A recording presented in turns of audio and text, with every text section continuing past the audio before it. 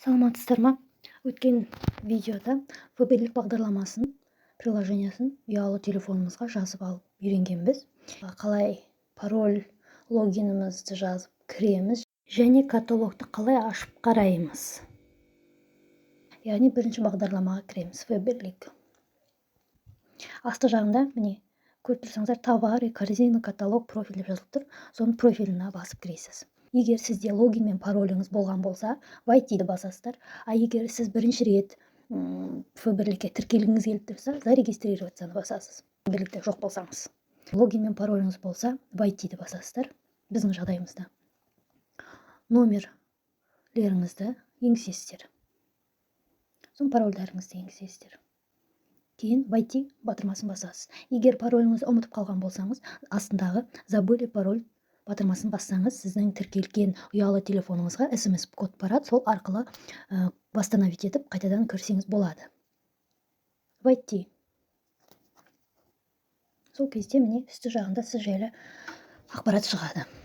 Енді бізге каталог қарауымыз керек. Қайтадан астына көз жүгіртеміз. Профильдің қасында каталог деген бар. Басамыз. Негізгі каталог қараңыз келсе, смотреть каталог дегенді басасыз.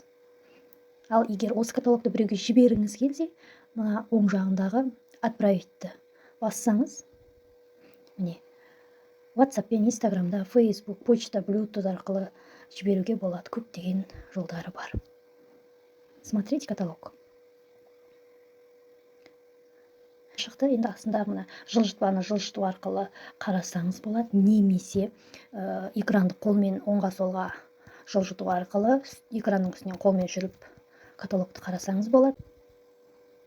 Егер осы беттегі сурет сізге қажет болса, астындағы сохранить картинку деген бар. Осы бет сізде галереяңызда сақталып қалады. Міне. Және сақтаған бетіміз, 250 бетіміз телефонда сақталып қалды, сурет болып. Егер осының біреуі сізге қажет болса, міне төмен жақта 2 деп тұр ғой, товар, осы страницада 2 товар бар деген сөз.